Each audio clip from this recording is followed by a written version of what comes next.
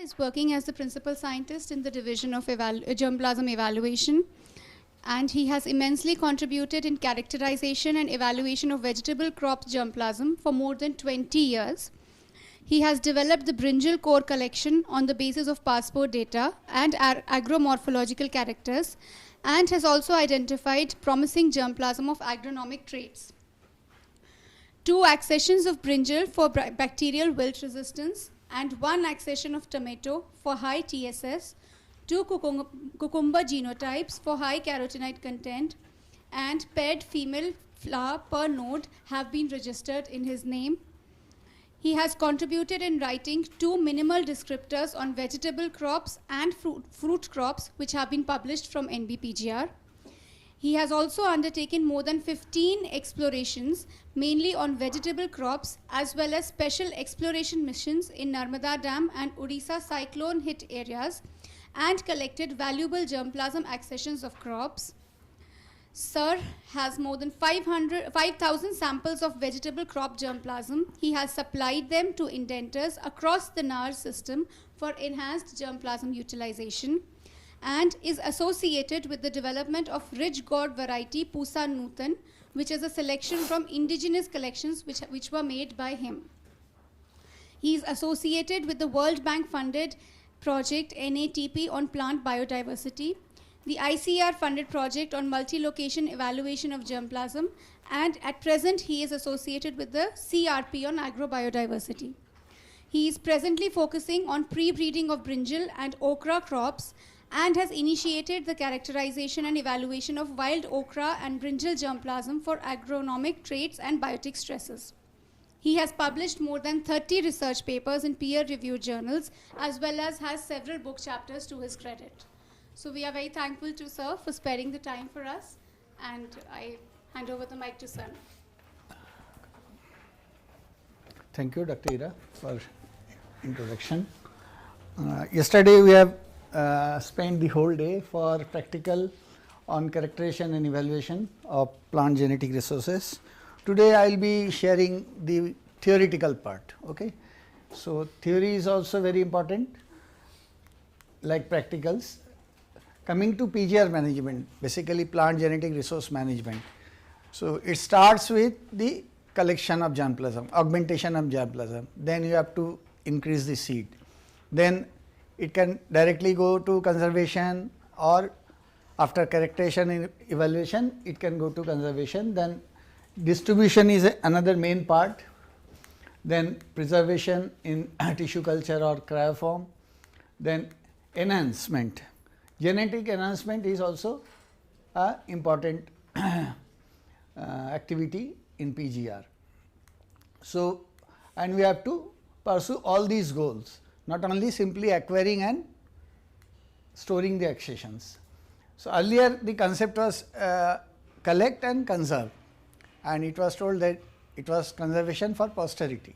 Now, the we say conservation through use or utilization. Okay. So, main emphasis is on utilization. So, for utilization, characterization and evaluation information is very important. So, before going into the details, so what is germplasm? Basically, it refers to the total variability in a species. Then characterization, as I told you, only the description and identification of an accession. Evaluation is basically for to know the potential of this accession, and plant genetic resources is germplasm or genetic diversity of actual or potential value. Actual value means which we know, and potential is which is hidden, and that we have to unearth actually. And resource, anything, a material becomes resource when we add value or we know the value. Okay, if we do not know the value of that material, it is not resource. Okay. So, genetic resource for the germplasm will be a genetic resource when we evaluate it.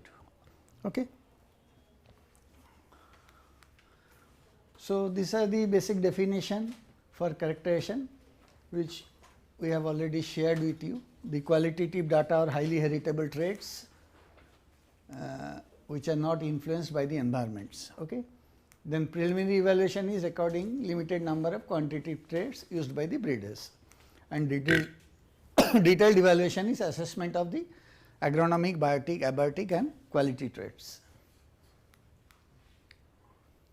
So, before we venture into characterization, we receive these seeds through exploration or introduction, and we get an information of that material, which we call passport information. So, in passport information, some information are there. First is biological status.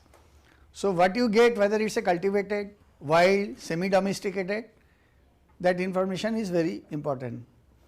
Based on the biological status, the next step starts. Then breeding system, whether it is self, cross, often cross, okay, or vegetatively propagated.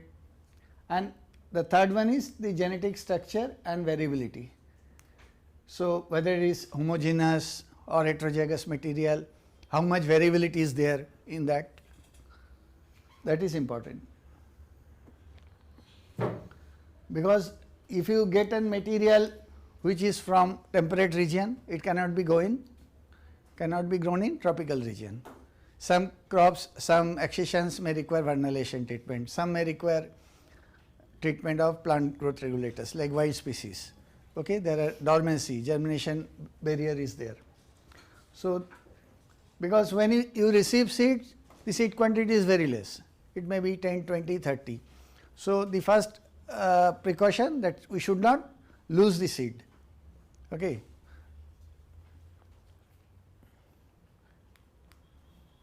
Then the biological status. So, based on different criteria, we can have different biological germplasm of which different biological status. Suppose the collection which are made from the centers of diversity. So, there could be natural hybrids between cultigens and the wild relatives. Like in few crops, natural hybrids are very common, like citrus it is very common. Where there is lot of variability, like in northeastern hilly region, you will get citrus natural hybrids. In okra also natural hybrids are very common. Then wild relatives, then related species and genera, and then areas of cultivation. One is landrace. Landrace, any idea? You know what is landrace?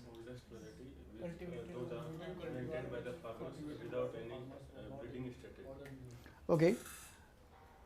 To some extent it is okay, but landrace is basically maintained by the farmers for a long period of time, maybe few generations. Okay.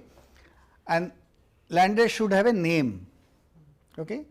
And it is restricted to a particular region, geographical region. It should have a specific characters, by that it is known, for which it is maintained, growing, it is being grown for such a long time. And landrace is basically heterogeneous, it is not homogeneous. Obsolete varieties which are not grown right these days, extant varieties. Special purpose types like basmati rice, okay, for tomato ketchup processing varieties, these are special purpose types. Yes, any variety which is having nutritive value. Then germplasm derived from breeding programs. So, these pure line, allied varieties, breeding lines, mutants, these are all comes under germplasm. So, if you see PGR, it includes each and everything. Okay. So, the breeder, suppose when they have many more lines, they are not able to develop. Normally they throw it away. So, that is not the good practice. Okay. The good practice is then that material should be sent to NBPGR for conservation. Okay. So, I am giving an example, like in case of potato. Potato is a solanaceous crop and genus is Solanum, and under this genus there are more than 2000 species, and tuber bearing is 235, and there are 7 cultivated species of the. Then main cultivated species in potato is tuberosum variety tuberosum and tuberosum subspecies indigena. Grown in 148 countries, more this is 4000 mean average sea level and 0 to 40 degree south latitude. So, the potato is grown in a vast area. Okay. Then the genetic composition, it is autotetraploid or segmental tetraploid, 2n equal to 4x equal to 48, tetrasomic inheritance, highly heterozygous, high inbreeding depression. So, and it is not a very ideal species for plant genetic resources. So, a very ideal, I mean though it is having good variability, but it is having allo or segmental tetraploid, tetrasomic inheritance, and if I come to the gene pool, you see the gene pool is like this, x equal to 12 and you have diploid, triploid, tetraploid, pentaploid, hexaploid. So, all type of ploidy is there. So, handling a crop which is having so many ploidy level is very difficult. Like in okra also, it is a tetraploid, allotetraploid. The chromosome number varies in each species, even within species also it varies. Okay. So, the crops which are having this type of things is difficult to exploit also. Then the breeding system has also effect on the maintenance part of the plant genetic resources. Like polymorphism within the population, that means the variability. In outbreeding species, it is high. Allelic richness is high. Allelic richness is basically the descriptor states, yesterday you have seen. The more the descriptor states available in the population is more high rich in allelic richness. Then heterozygosity also, like outbreeder it will be high, inbreeding it will be low. Recombination also, outbreeder it will be high. Then population difference in polymorphism, in outbreeding it will be limited, inbreeding crops it will be high, and whereas it is for clonal species it is small to extreme. Then the genetic structure and variability. So, one thing is homozygous or heterozygous, another is homogeneous and heterogeneous. So, if you make combination, there will be 4 combinations. So, homozygous and homogeneous. So, these are the autogamous crops, inbred lines, population of autogamous of wild and weedy plants. These are homozygous as well as homogeneous. So, the chance of variability will be less in this one, whereas homozygous and heterogeneous, like land races will be there, traditional cultivars, land race, multi-line variety. Okay. Then heterozygous and homogeneous, specialized genetic stock, then single cross hybrids of maize, then all asexually propagated derived of sexually propagated allogamous species and vegetatively propagated species in case of sugarcane. These are heterozygous and homogeneous. So, heterozygous means there will be dominant and recessive allele, capital A, small a. Homogeneous means all will be looking same. Population. Then heterozygous and heterogeneous is allogamous cultivated species, the outbreeding species. Then wild and weedy allogamous species, traditional land races of often cross pollinated species. This will come in traditional land race, some will come in this one, and for cross pollinated often cross it will come in this group. Then the characterization and preliminary evaluation, these go side by side, I have already informed. Then basically describing an accession and then classifying into different groups based on the passport information also you can do, and also the characterization data. Then you can develop interrelationship between among traits and between geographic group of accessions. Estimate extent of variation in the collection, then supplying germplasm information to the user to develop core collection based on characterization data. So, mostly core collection is based on characterization data. So, from characterization data you can have some line which can be used as marker also, which you may not get in evaluation. Okay. So, that is another importance. So, characterization is also required. You can remove the duplicates. In evaluation, through evaluation data you won't be. From characterization data along with the geographical information, you can remove the duplicates. Though it is not a very easy task, but still in some cases it is possible.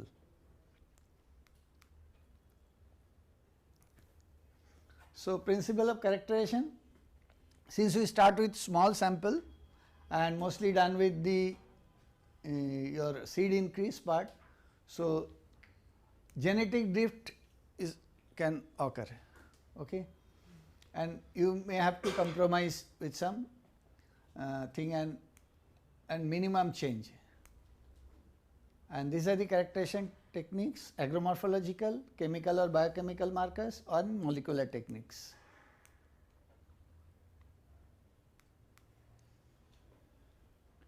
These are the consideration already I have told you, but then when to characterize is important. Characterization should be done in the main season. Okay. Then sample size is also important. At least you should have a 10 plants, one row, and site for characterization is analogous site, because what we say in the first after collection, when we go for seed increase, it is always better to increase the seed at a place nearer to the collection site or analogous to the similar to the same environment. So, and the materials which can be characterized. So, it can be either from exploration, or that is IC, indigenous collections, then EC, then some new accessions generated from conventional biotechnological methods. Then when sometime we receive accession, we call it repatriated material. We have collected like cucumber accessions have been collected from India, but we kept a sample and we sent another set to US. Somehow we could not maintain our set, then we get the sample from the same set from US, that we call repatriated. That also can be grown for characterization, and the samples read down from the gene banks after long intervals. Basically, though it is a mandatory for every gene bank to have characterization data for all the germplasm, but across the global gene banks it is not there. No gene bank has all germplasm characterized. Okay. Then these are the components. Seed increase, initially the seed increase is there because you get very minimum number of seed. Then you need a descriptor list for characterization, and the types of character and some characters are quantitative also in case of preliminary evaluation. Otherwise also you in characterization, suppose you have plant height. So, plant height can be expressed in both ways, tall, medium, dwarf, or the quantitative way. What we prefer and what we write in the descriptor list is you record in the descriptor list we will have both. Tall, there will be a range, medium, there will be range, dwarf, there will be range. So, that you measure in quantitative form and you can convert it to that. You can do it through class interval. Okay. Then the design is important, that augmented block design we prefer, and if the number of accession is less, then we can go for RBD if number of accession is less as well as you have more seed.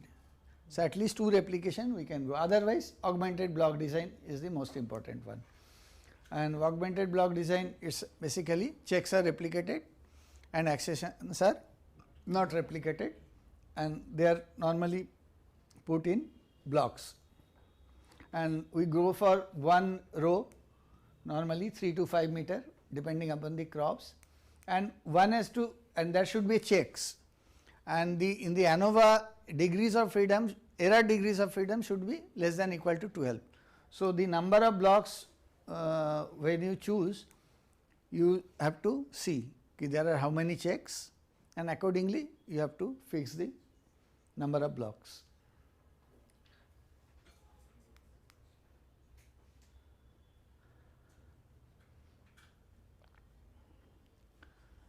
This is about descriptors. Initially we were using IPGR or IPGrid descriptor. Slowly then UPOP descriptor has come, then DUS descriptor has come. DUS descriptor is basically a very descriptor which can easily distinguish two genotypes. Then we developed NBPGR minimal descriptor based consulting all other descriptors like your UPOP descriptor, event descriptors developed by IPGRI. Okay. And now we have evaluation descriptors, and some in few crops they have developed utilization descriptors. So, if you see the characterization descriptors, the character will be maybe 30 to 40. Evaluation descriptors, the number of characters will be less. In case of utilization, again the number of characters will be less. So, these are the different descriptors developed initially by the IBPGR or IPGRI, or now called Biodiversity International, on crops. This is also for chickpea, this is also for chickpea. They have improved upon the old one.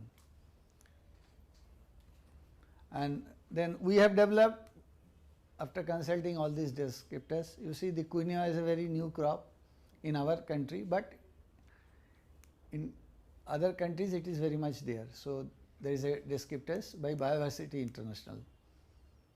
And normally the descriptor, Biodiversity International is not a research organization, they are a coordinating type. So, they take help of FAO, even other research organization, and they develop the descriptors.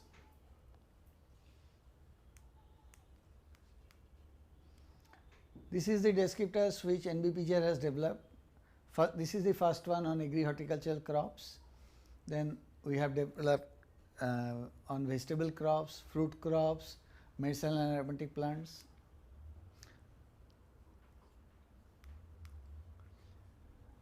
So, basically when we do characterization, this is just how we present our data. So, this species which you are dealing, that it should come, and the number of accession, then date of sowing, the spacing, the checks. Checks is very important. You have to use at least 3 checks. Out of that, 2 should be national check, 1 should be local check. Okay. Then row length, number of rows, design, and the descriptors. So, this is for okra wild species at daily condition. So, we are not knowing that it is resistant to some diseases. We read it in the literature, but we do not know whether all accession will be done or not. So, we are not very much pessimistic about the characterization part. So, we did it, I mean we sow the crop for the evaluation, but over the time we saw that the genotypes are almost showing resistance, because you cannot make characterization and evaluation by biotic or stresses at a place where it is highly, it is a hot spot, because for characterization you may not get a plant, 3 plant or sufficient plants for observations. So, this is how we depict the frequencies. In descriptors, every time you may not get even the descriptor states, like this case. We do not know the leaf shape, I mean the name of the leaf shape. In descriptor, it is, the shape is like this. If you see the okra descriptor, shape is given like this, even like for fruit also. So, if you see the descriptors, there will be some illustrations, add-on things, like figure, like color chart reference, it will be given. So, that helps you in recording observation, because yesterday you did a practical, the first time you must have faced lot of problems or indecisiveness, what to record, whether this is green or light green or dark green, okay, whether pubescence is highly pubescent, medium, or it is not at all. So, those type of difficulties come when you do characterization. So, these things help us in doing it. So, mostly like characters like pubescence is a wild character. So, yesterday also it was written pubescence in stem, leaf and other parts, fruits. So, you see in this case also the pubescence is high, whether it is stem or fruit. Then when you analyze the data, we have check data, we have accession data. Okay. So, while we see the variability, variability, first one is mean, then range, then coefficient of variation. So, coefficient of variation gives you a idea of variability within that germplasm. So, normally we take when coefficient of variation is more than 20 or equal to 20, that means good variability is there. But while calculating variability, you should not include the information of the check. Okay? Check is different, because check is normally not in the wild species, it is not there. Even in cultivated also you should not include check while calculating mean, range and CV. So, what I am showing is trying to show you that some cases there are good variability. Like petiole length, you see in cultivated species the maximum is 7.8, whereas in wild it is 16.4. So, more than double.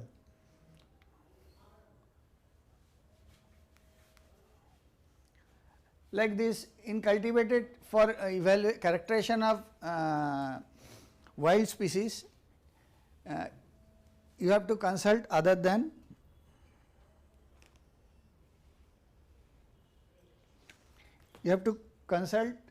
other literature besides your descriptor, because descriptor is mainly developed for the cultivated species. For wild you may require many other characters like apicalyx length, apicalyx width. Okay. So, these informations we have added from the literature, the characters,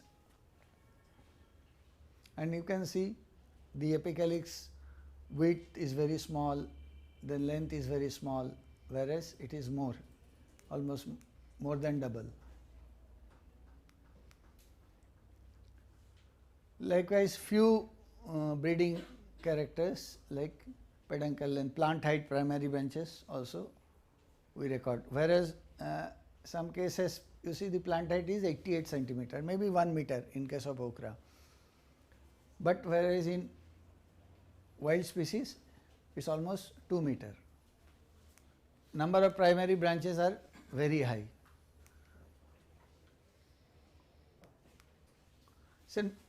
So, based on the characterization data, we try to see which genotypes are having more than one characters, promising, which genotypes are promising for more than one characters. So, that is more desirable actually, and we also try to see from which the geographical information, from which country or from which place it has been collected. This is for P, this for P cultivated, Pisum sativum variety hortens. Like you see the variability like multiple flowers. This is leafless type. So, it has its own importance, like in case of disease resistant powdery mildew, downy mildew, there will be less incidence on this. Then high number of pods. Then this is a dual purpose. Dual purpose means you can, this is basically edible podded. Okay. In edible podded, what is not there? The parchment layer. There is a parchment layer, parchment layer in this cover. So that is very thin. So you can directly eat it. And these are dark green pods. So cucumber also we worked, and this is a accession which is having 2 female flowers in one node. And then you compare with the check variety. Every time check is very much important, because without check some information you may not correct, you may not conclude also. Then there are from one exploration we could collect few accessions of cucumber. It is from northeast in the state Mizoram. So the cucumber were carotenoid, rich in carotenoid, orange color. Okay. So then 2 accessions are there, out of which this was having more high carotenoid content. So then normally the flesh is white fleshed. This is check in cucumber, but we could get few lines which are having high carotenoid content. So this part of though it is a part of, when you go for so many accessions of the same, then it is a part of evaluation, but while characterization you get this information also. Okay. Fruit color, flesh color. This is bottle gourd. Probably you may not see, you have not seen, I have not also seen before this. So these accessions are all exotic accessions. Okay. We receive, but then the problem was in germination. So we did, we got very few plants, and you see it looks like your bitter gourd type. I mean, you see fruit shape is different, color is different. So huge variability is there. So when you see, then you believe, otherwise you won't believe. This type of thing may also occur in the world. Like this is segmented leaf in bottle gourd. Normally we have leaf which is entire. Then some furrowed fruit in bottle gourd.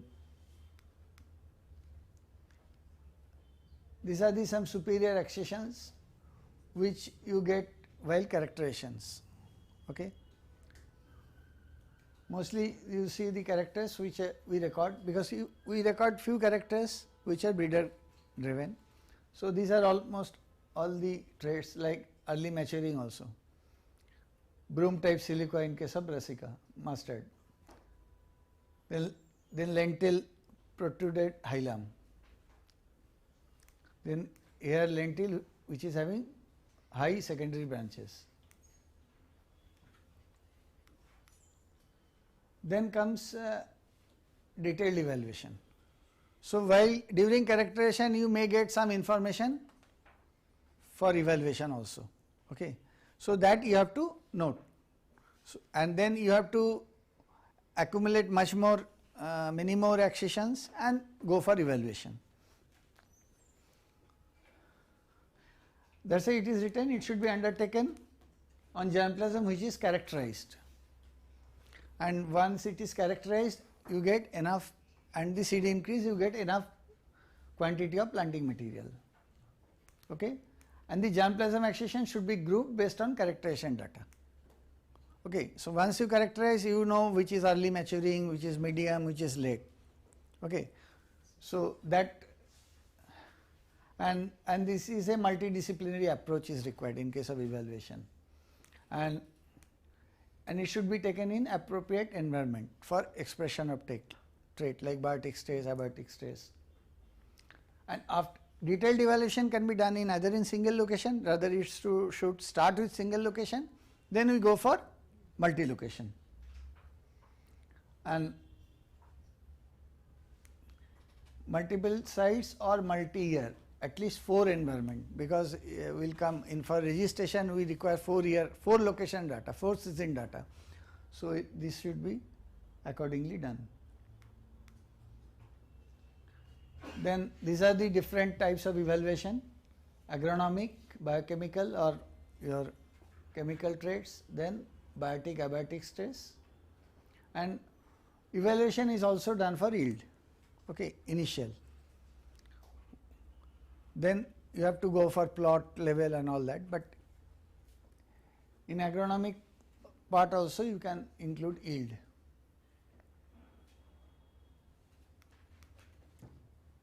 And these are the different types of abiotic stresses. There could be many more also. And insect pest, disease, nematode. These are the 3 main. Within disease there are fungal, bacterial, viral. Insect pest resistance, this is rather a difficult part as compared to these 2.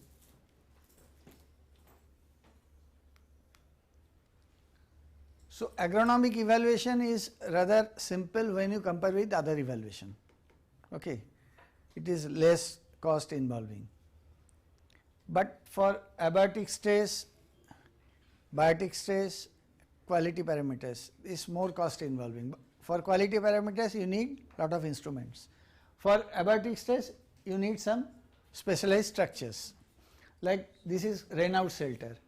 The basic purpose of Raynaud shelter is, if you laid out an experiment on drought, then half of your experiment will be under the Raynaud shelter, half will be in the open, okay. So whenever you have to basically minimize the rainfall which the plant received. So when there is a rainfall, that drought part will be covered by Raynaud shelter. Then you, for phenotyping also you need special structures. I don't know, you have seen the phenotyping facility here in IRI? Okay. So that is there. Then for salinity tolerance you need microplots. You have to create the level of salinity, and for every crop it may differ. Then phytotron facility is there at IRI. Basically here in phytotron what you control? You control basically photoperiod, light intensity, day length, this you can control.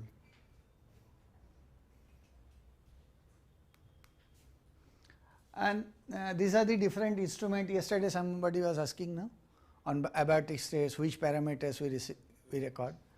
So these are the different instruments which we use for chlorophyll fluorescence, canopy temperature, chlorophyll content. These are the parameters. Basically these parameters give you an idea. These are like agronomic, if you are measuring plant height, that is the observation. This is not the, sorry, these are the parameters. Based on these parameters you have to conclude about the trait. But like agronomic, you are measuring plant height, that itself is the trait, I mean expression of the trait. So this is indirect evaluation, rather we call indirect evaluation. Then there are different timings when to record physiological traits measured on pre-anthesis, post-anthesis, like temperature, leaf temperature, when to record. So detailed guidelines are there, so you have to follow those guidelines.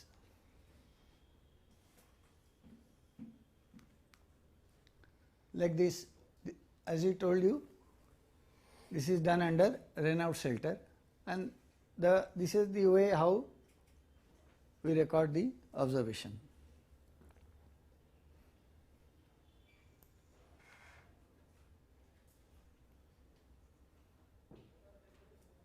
In case of soil study also, you have to use auger, okay, taking out soil samples. How many of you have seen these instruments? You have seen. You have used also. So those who are in PhD might have seen it. Good.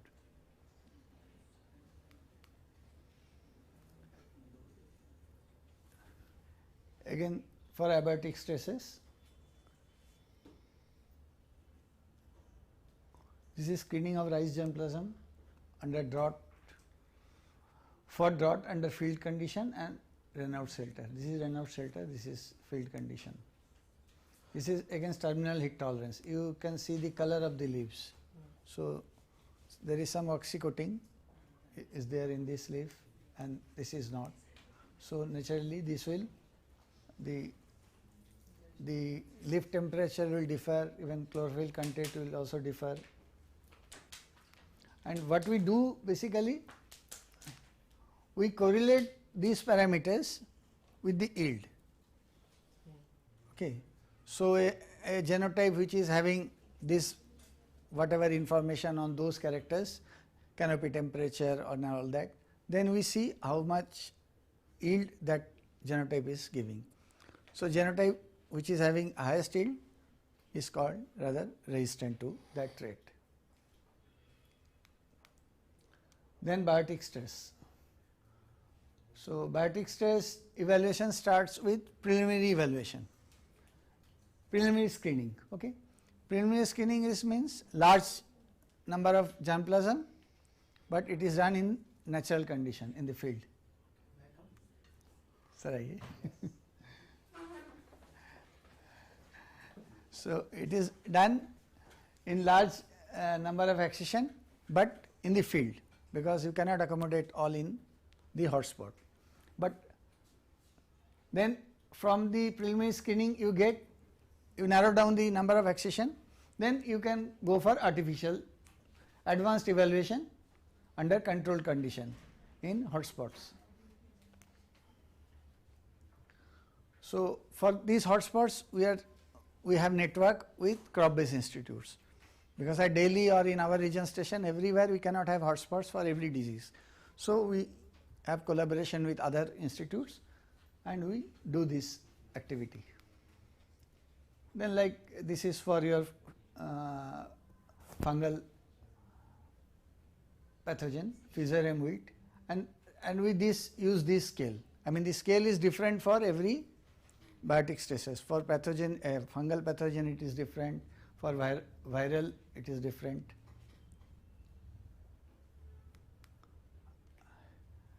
This is a black gram germplasm against mung yellow mosaic virus under field and control condition. Initially this is field. In field we could identify this is susceptible and this is resistant, this is susceptible. I mean this resistant is probable resistance, but after that you have to confirm it. Then we got 8 accessions from this field, we got 32 promising accessions selected. Then field screening of 32 accession in 2 years and we got 8. So number has come down. So for 8 accession you can have artificial transformation through whitefly, and then you got 4 resistance accession which show, and these are the 4 and this is susceptible.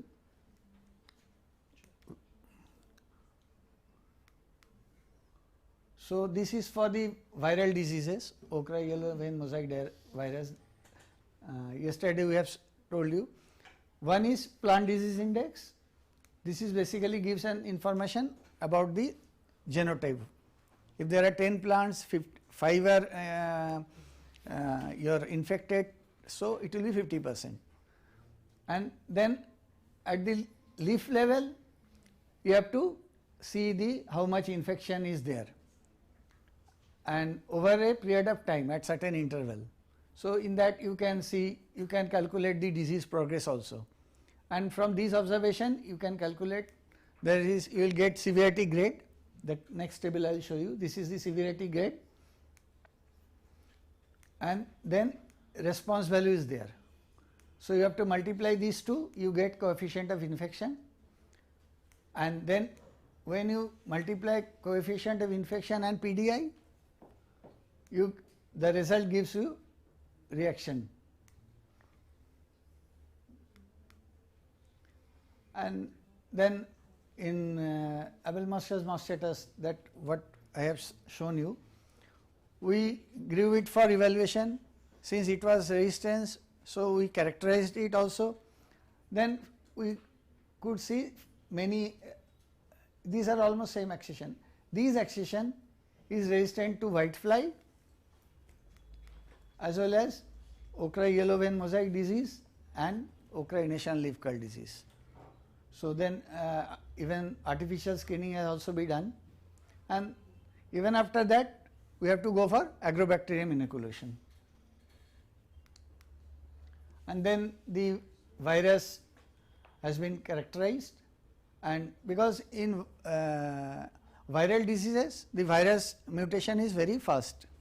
So, today whatever is the causal organism may not be 1 year or after 2 years. So, earlier the disease was in daily condition, it was yellow vein mosaic virus New Delhi strain. After last year we did it, and this strain is Aurangabad isolate. I mean, so they match with the strain which are available, and wherever the matching similarity is more than 91%, it goes to a different strain. Then this is for nematode screening based on the number of galls, and normally nematode screening is done in pots. Okay. So, you have to maintain the inoculum also, and there are some sick plots also available, not in every places. These are the galls, you can see here also, you see the galls.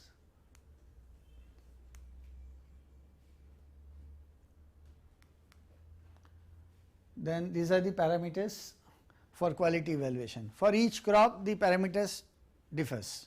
Okay. So, you can see for wheat, maize, oilseed, pulses, we know pulses for protein, but other than protein there could be other parameters. Even within protein, which component of protein is important, like in oils which oil fatty acid is important, those things are and those things comes under rather detailed evaluation. Okay. And these are the instruments which are normally used for quality evaluation. Then as I told you, from single location evaluation we go for multi-location. So, earlier we have a project on multi-location evaluation, then now we have a project on, and multi-location evaluation we do it through PCPD of All India Coordinated Research Project, and we include all the parameters. And this is for your rice, wheat, chickpea, okra. Now, the multi-location evaluation is done through CRP on agrobiodiversity, and we could come out superior accession of for different biotic abiotic stresses, even for quality parameters also.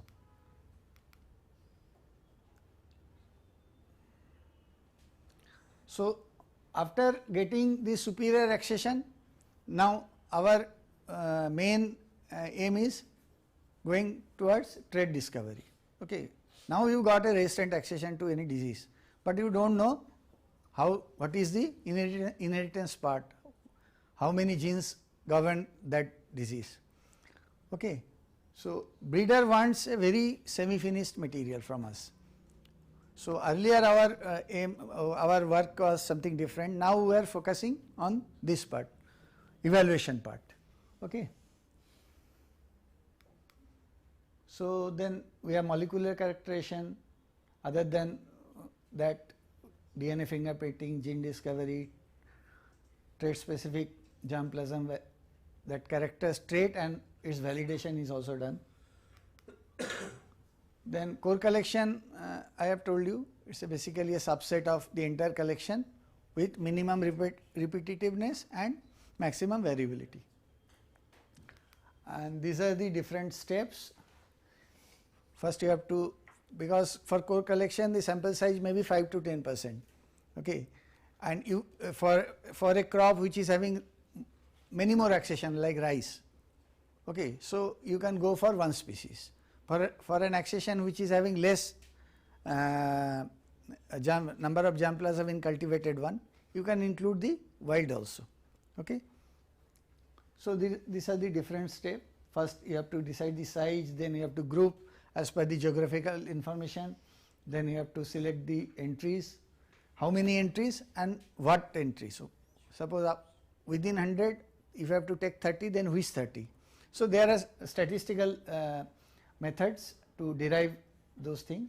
Then you have to check the representativeness, okay, whether it is reflecting, and then you have to validate it over multi-location testing.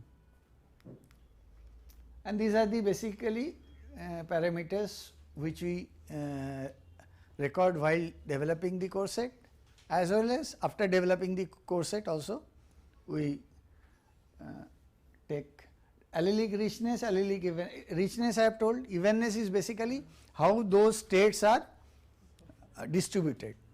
Suppose if there are 5 states and all are having same frequency, the evenness will be high, more. Ratios is like for descriptor states, 5 descriptor states and 1000 accessions are there. So in intercollection in what ratio they are there, and in core collection in what ratio they are there. So that ratio is to be tested like through chi-square test, okay. For mean also there are leaven test. You have to test whether it is significantly different or not, okay. Then variance test, correlations also, how many correlations are there in significant correlation in case of intercollection as well as core collection.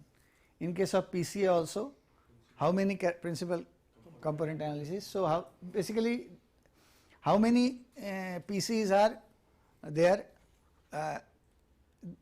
PCA tells about the relative contribution, okay. So how many PCs are for how many characters. PC1 is how many characters, which characters, whether it is same in core set or not. So those things you can check. Pardon? Allelic suppose for a character flower color there are 5 states. 5 states means 5 colors, okay. So if 5 colors are evenly distributed, so allelic evenness will be more. So the diversity is more, okay. It gives an estimation. Then we have mega characterization. Now our thrust is to take out all the germplasm from the gene bank at one go. We characterize and then we develop core set and all that. This has been done few years back on wheat, then on chickpea also. Wheat we did it in CCS HU Hisar, and chickpea at MPKV Rauri, and core set has been developed, and from the core set then they have developed reference set. Reference set basically a core set for a given trait. Core set is not on any trait, it is for the total variability. Reference set is basically a core set for a given trait. Then wherever the core set core collection number is more, we have gone for mini core. The procedure is same, and this FIGS approach. This approach is basically for focused, evaluation. This is focused identification of germplasm strategy. For any trait, what we are doing, either we randomly choose material from the gene bank, but the success percent will be very less. So suppose salinity is there, so in our country or in the at the global level also, if you know this part is saline and that crop is grown, so we try to take collections whatever is available with us from that part, okay. So that gives you more precision and better chance to get a resistant accession. So hurriedly I will go through pre-breeding. Pre-breeding is basically euclation of wild species. Okay, wherever we don't have any source in the cultivated species. So we are dependent on pre-breeding, and it's a rather we call genetic enhancement. It basically gives you broaden your genetic base for a trait. Okay. Then wild species pre-breeding has been done on lentil. Then we are trying to have started on in okra, then vigna. Yesterday you have been told. And while you go for pre-breeding, you may face barrier, interspecific barriers. So then you have to overcome. So there are methods. Then all these exercises leads to generation of some information, okay, valuable information.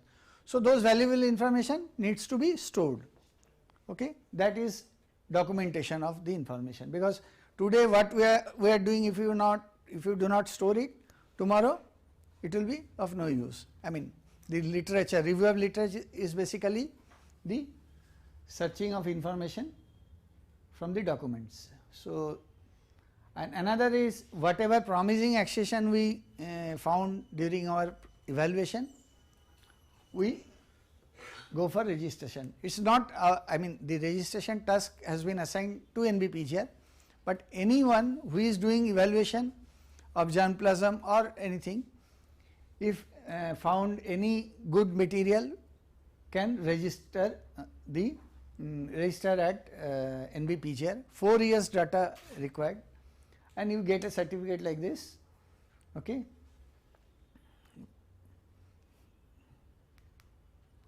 Then these are the different registered germplasm.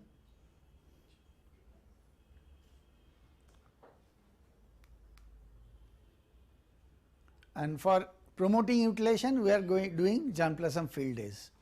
It gives breeder and on the spot evaluation of the germplasm and selection of the accession. So this is another part, because until and unless we do this activity, the utilization part will not be there. So the percentage of germplasm utilization is very less, okay, it is in single digit. So we have to increase it.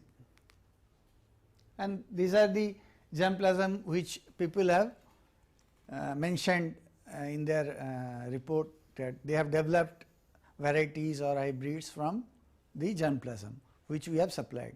So this we have compiled from the feedback, but this information we are not getting, the response is very not satisfactory, I would say. I think this is all about. So utilization part in cultivated types is very low to moderate, and wild species it is almost very, very low.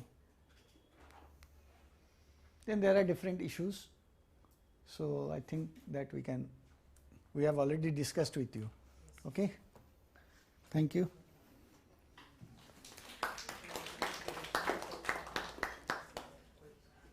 If you have any question.